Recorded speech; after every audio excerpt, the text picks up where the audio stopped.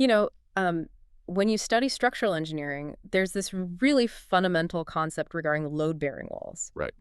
Like, you look at a blueprint, and it's entirely clear how the weight of the roof transfers down through the beams, into the foundation, and then right into the earth. You can physically trace the lines on the paper. Exactly. You trace the lines, you see the load-bearing walls.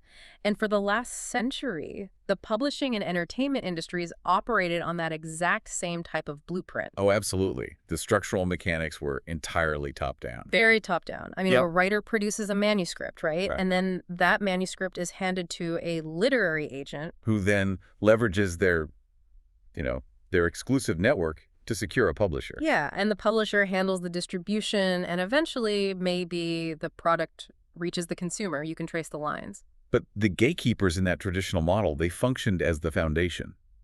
I mean, without them, the structure simply couldn't be built. Right. But if you try to apply that top-down architectural blueprint to the modern landscape of like an intellectual property incubation, It totally falls apart. the entire schematic just shatters. We're no longer looking at a constructed building. We're looking at a mycelial network. A mycelial network. I love that analogy. It's entirely organic. Yeah. It spreads underground, and it generates these massive, massive structures seemingly overnight without a single traditional architect involved. And that mycelial network is exactly what we are mapping out today for you. So welcome to the deep dive.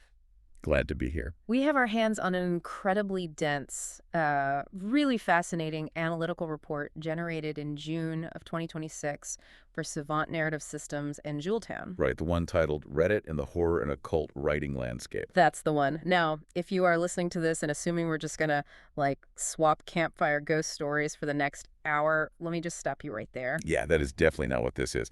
Not at all. I mean, while the subject matter involves horror and esoteric nonfiction, this report is actually a masterclass in modern structural economics. It really is. It's a forensic breakdown of how modern independent creators are building massive transmedia fiction ecosystems. Completely outside of those traditional publishing gatekeepers we just talked about. Okay, Sure. let's unpack this, because the report establishes a foundational case study that we really need to dissect before we look at the broader mechanics. And that is the specific Reddit community known as Arnosleep. Right, honestly. To understand the structural shift in how intellectual property is incubated today, you really have to look at the sheer, staggering scale of that specific community. The scale is just insane. It is. I mean, Arnosleep was launched in 2010, and by the time this report was compiled, it had grown to over 18 million active members. 18 million. That's the population of a small country. Literally. Yeah. And it consistently maintains a position within the top 50 most popular subreddits on the entire platform. But, the critical data point here isn't just the user count. It's the behavioral architecture of the space itself. What do you mean by that? Well, it didn't just aggregate an audience. It engineered a completely self-sustaining ecosystem. The report defines Arnosleep not as a forum, but as an IP launchpad. An IP launchpad. So it's not just people chatting. Right. It has systematically spawned a massive podcast empire, traditional publishing deals, film adaptations, all through a very standardized pipeline. And the clearest example of that pipeline in action, which the report highlights, is the trajectory of a story called Penpal. Oh, yeah.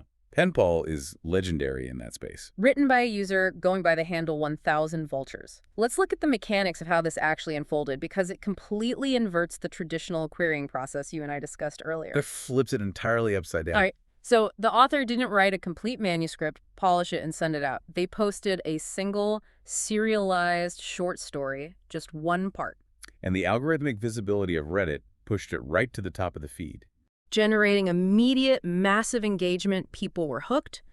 But instead of taking those Reddit metrics to a publisher and begging for a deal, the author utilized the community to crowdfund the expansion of the IP. Which is so smart. So smart. They launched a Kickstarter campaign to turn this serialized Reddit story into a physical novel. And the community funded it to the tune of over $15,000. Wow. And only after the IP was entirely funded, completely proven, and actually shipped to a massive consumer base did a traditional publishing deal materialize. What's fascinating here is that the report classifies this specific pipeline as the audience-proof model. The audience-proof model. Right. and it has become the standard operating procedure for independent genre fiction. Yeah. The standard. Absolutely. Because think about the traditional publishing model. It relies heavily on the slush pile, that mountain of unsolicited manuscripts that editors have to just manually sift through. Oh man, the slush pile, it's brutal. It is.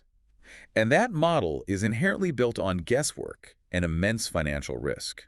An editor is essentially gambling their acquisition budget on a projection of what consumer tastes might be like 2 years in the future. It's a total shot in the dark. Exactly. But the audience-proof model dismantles that risk entirely. By the time the publisher approaches an author like 1,000 vultures, the market viability is no longer theoretical. Because they've already sold the books. Exactly. The consumer base has already been captured, the conversion rates are documented, and the capital has already been raised. So the publisher isn't buying a manuscript. They are acquiring a completely de-risked business. Precisely. But, I understand the financial logic from the publisher's perspective. It makes total sense for them. But let's look at the actual output of that system. Okay. If the new industry standard is that an author has to single-handedly build an audience of millions, act as their own marketing department, run a Kickstarter, and generate 15 grand in revenue before a publishing house will even return their email, what is the actual value proposition of the publisher anymore? That is the million-dollar question. Right. Like, why give up your rights at that point?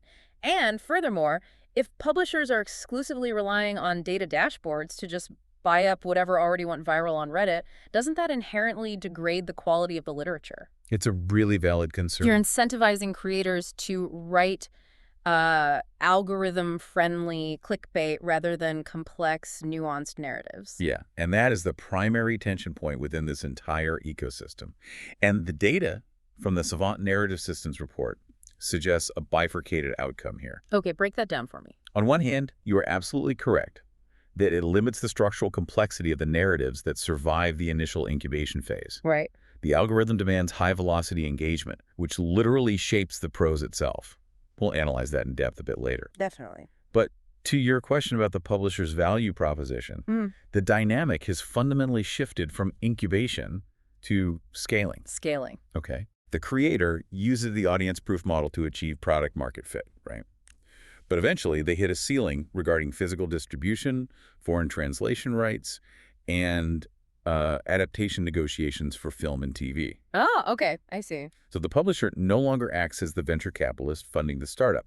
They act as the private equity firm coming in to scale an already profitable regional operation into a massive global footprint. Which means the independent creator holds significantly more leverage at the negotiating table than they ever did in the traditional model. Exactly. They aren't begging for access. They are leveraging a proven asset. And that actually brings us to the next massive evolutionary leap in this ecosystem, because an IP factory of this scale, it cannot sustain itself indefinitely on text alone. No, we can't. The text has to migrate. And the most immediate, intimate, adjacent medium for this specific horror genre was audio. Audio. The spoken word. The ecosystem essentially built its own secondary distribution network just out of thin air. And that transition from subreddits to sound waves fundamentally altered the economic reality of these creators. Like, wild to think about. The origination of the No Sleep podcast is a prime example of this decentralized format innovation. Because it wasn't some corporate mandate, right? Not at all. It was not a top-down corporate initiative designed to maximize cross-platform synergy or whatever buzzwords executives use. Right. The initial concept and execution originated from literally a single community member proposing an audio adaptation of the top-performing text posts. Just a guy on a forum saying, hey, what if we read these out loud? Basically, yeah. It was a grassroots crowdsourcing effort to solve a consumption problem. Which was what? How do you engage this segment of your 18 million person audience that cannot actively read a screen during their commute or their workday? Oh, that makes so much sense. You capture the driving hours. Exactly. And the mechanics of how that podcast sourced its material completely circumvented the traditional talent agency model, too. The report highlights the author, Gemma Amor, noting that her entire publishing trajectory was launched through this audio pipeline. Yeah, Gemma Omer is a fantastic example. She wasn't attending, exclusive networking events in New York. The podcast operated on open submission calls. The barrier to entry was entirely meritocratic, based on the specific aesthetic requirements of the show. You submitted raw text, and if the narrative architecture fit the audio format, it was produced. Simple as that. But the most vital component of this transition wasn't just the new format. It was the structural feedback loop it created. Let's talk about that loop. Let's examine the mechanics of it because it is essentially the holy grail of digital audience retention. Okay, I'm listening. So the subreddit operates as the primary engine, right? It provides the raw narrative material and the initial highly active audience. The text readers. Right. Then the audio production pipeline extracts the highest performing text, applies voice acting and sound design, and distributes it to a secondary market. Which is the passive consumer base on platforms like Apple Podcasts or Spotify. Exactly. But the critical mechanism here is the attribution. The crediting. Yes. The audio format explicitly credits the author and directs the passive listener back to the subreddit. Ah. So a listener discovers a compelling audio narrative during their commute, and their desire for more content by that specific author pulls them out of the passive audio ecosystem. And injects them back into the active text ecosystem. Exactly. They become a new beta reader on the subreddit. Which artificially inflates the engagement metrics of the author's next text post. Which in turn guarantees that the new post will be selected for the next audio adaptation. Wow. It's a perpetual motion machine of audience capture. It really is. A text platform funds the audio platform, and the audio platform acts as a lead generation funnel for the text platform. It's brilliant. It is brilliant. But here's where it gets really interesting. Yeah.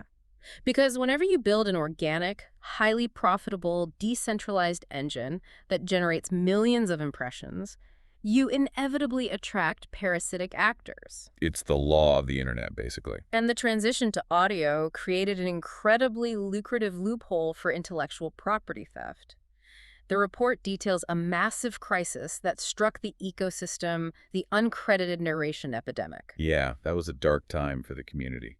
As the audio format proved its viability, the barriers to entry for low-effort emulation just dropped significantly. Anyone with a cheap microphone could do it. Right.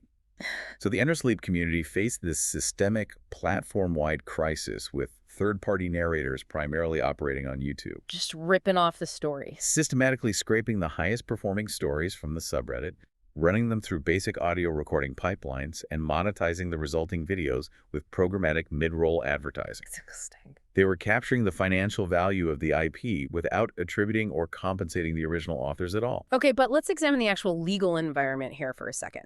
Because you are dealing with a platform where millions of users are anonymously publishing first drafts of their writing for free. Right. If a creator voluntarily posts their intellectual property on a public forum without any paywall, aren't they essentially forfeiting their right to controlled distribution? I mean, the argument these narrators were using at the time was essentially that this was a public commons. If you leave your car unlocked with the keys in the ignition in a public square, you can't be entirely shocked when someone drives it away, right? The tragedy of the commons argument. Yes, that was heavily deployed by the bad actors, often under the guise of fair use, or claiming that narrating a text constituted a transformative derivative work. Right. I added my voice, so it's mine now. Exactly. However, that legal argument was fundamentally flawed. It was. Legally, yes. And the community's response to it was an absolute masterclass in decentralized organizational defense. How so? They recognized that the DMCA, the Digital Millennium Copyright Act, that the takedown process was structurally broken for individual authors. Because it's so tedious. Exactly. Filing a takedown notice, dealing with counter notifications, threatening federal litigation. That is a mechanism built for massive corporations. Not an anonymous Reddit user who just had their story stolen by a YouTube channel with 1 million subscribers. Right. The administrative burden of proof is intentionally exhausting. So if the legal framework of the internet was stacked against the individual creator, how did they actually enforce their rights? The record details that the moderators didn't just ban the bad actors from the main subreddit. They constructed entirely new structural architecture. They built new walls. Yes. They established a highly sophisticated, multi-layered watchdog apparatus. Wow. The moderators created 3 entirely separate parallel subreddits. 3 of them? 3. And these secondary hubs function strictly as educational clinics on copyright law and centralized intelligence gathering centers. That is wild. Instead of individual authors fighting isolated battles, the community crowdsourced the identification of IP theft. So they weaponized the millions of readers. It's exactly. Yeah. The watchdog subreddits maintained public ledgers of offending YouTube channels, provided standardized legal templates for DMCA takedowns, and organized mass reporting campaigns. They effectively built a pro bono legal enforcement agency operated entirely by volunteer moderators, That's exactly what they did. which is an incredible utilization of crowdsourced labor.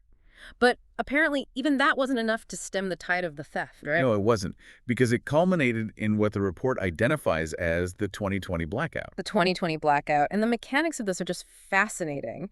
In 2020, to protest the rampant IP exploitation, the community orchestrated a digital strike. A full-on strike. They shut down the Nurno Sleep subreddit entirely. For a full week, a community of 18 million people intentionally severed access to their own ecosystem. They halted the entire pipeline. They just turned off the tap. And by halting the pipeline, they demonstrated the absolute foundational value of the raw text. Because suddenly, the narrators had nothing to read. Right. The YouTube narrators and podcast aggregators have their supply chains instantly severed.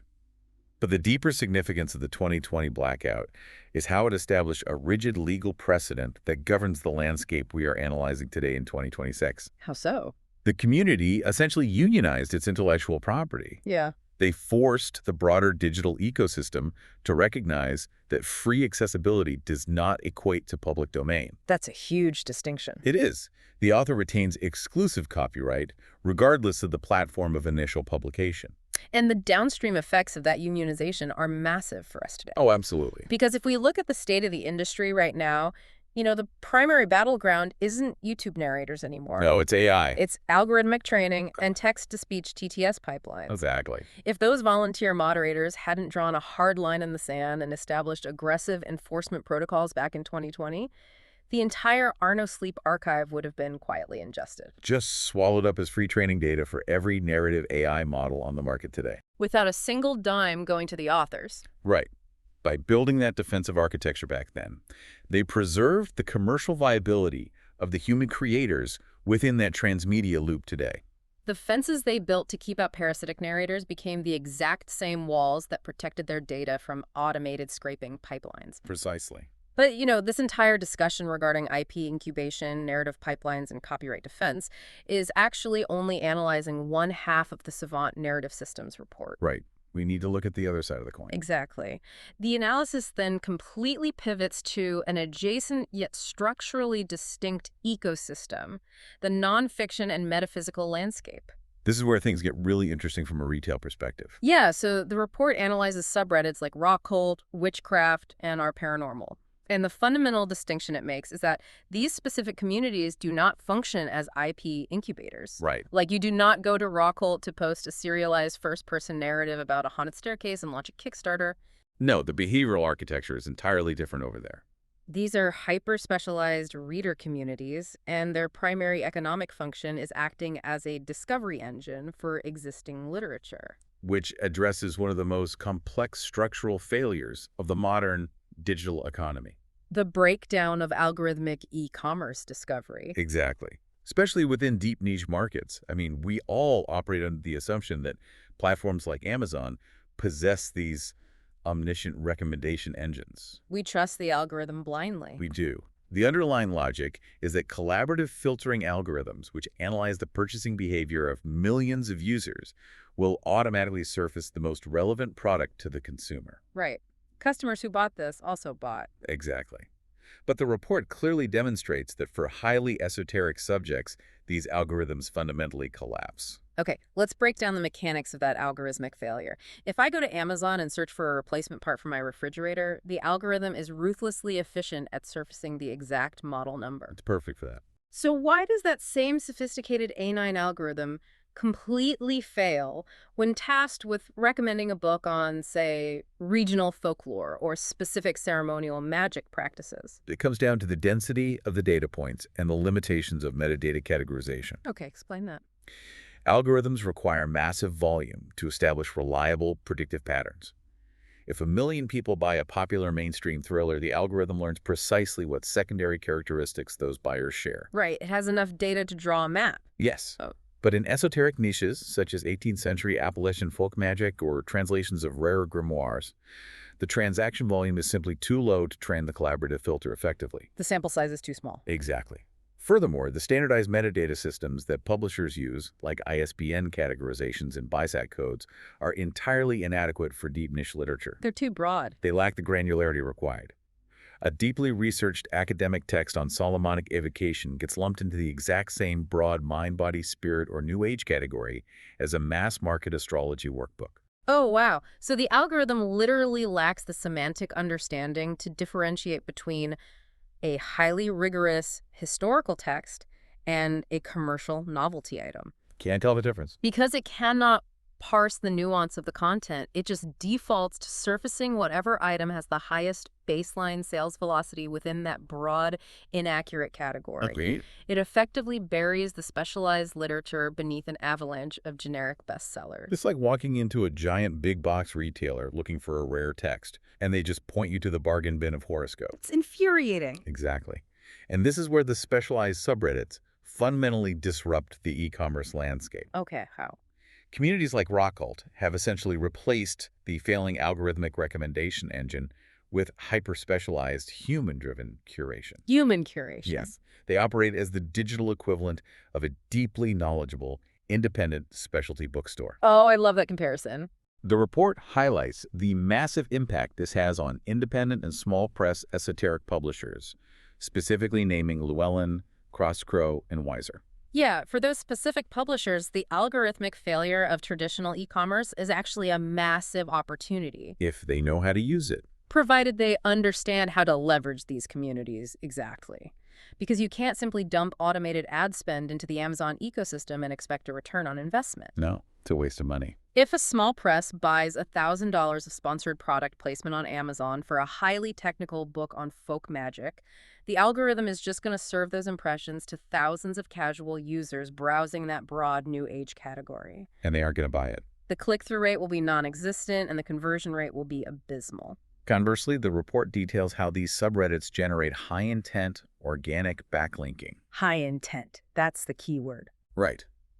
When a user in Rockalt publishes a comprehensive 1,000-word analysis of a newly released text from Crosscrow, and that analysis generates deep, threaded discussion among actual practitioners. The quality of that traffic is fundamentally different. Completely different. The community has already done the heavy lifting of semantic categorization and quality control that the algorithm failed to do. The audience in that subreddit is entirely pre-qualified. They aren't passive scrollers, they are active researchers. Yes.